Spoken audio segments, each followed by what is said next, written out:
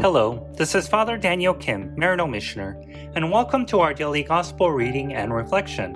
Today's Gospel reading is according to St. Luke, chapter 1, verses 57 to 66 and 80. When the time arrived for Elizabeth to have her child, she gave birth to a son. Her neighbors and relatives heard that the Lord had shown his great mercy toward her, and they rejoiced with her. When they came on the 8th day to circumcise the child, they were going to call him Zechariah after his father. But his mother said in reply, "No, he will be called John." But they answered her, "There is no one among your relatives who has this name."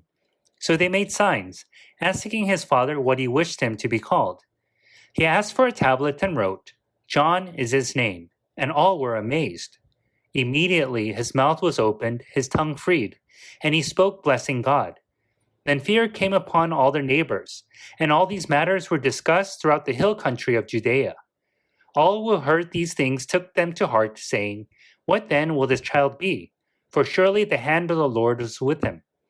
The child grew and became strong in spirit, and he was in the desert until the day of his manifestation to Israel. The Gospel of the Lord. Praise to you, O Lord Jesus Christ. Today we celebrate the Nativity of St. John the Baptist and hear about the origin story of his being named John. And the process of being named carries with it a very intimate and personal meaning to the person.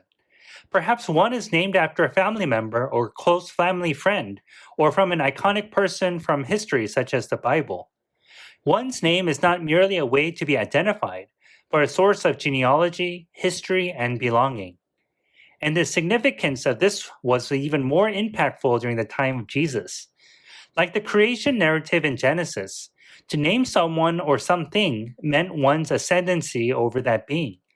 God named the two proto-humans, Adam and Eve, and in turn, Adam and Eve named the rest of the living creatures. So when we hear that Zechariah's son was given the name John directly by God, it is without doubt that John the Baptist will play a significant part in the salvation of humankind.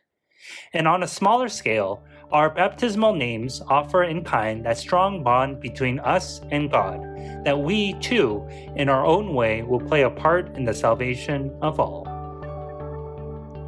Thank you for listening to today's Gospel reading and reflection. Please be sure to tune in again tomorrow. Have a blessed and wonderful day.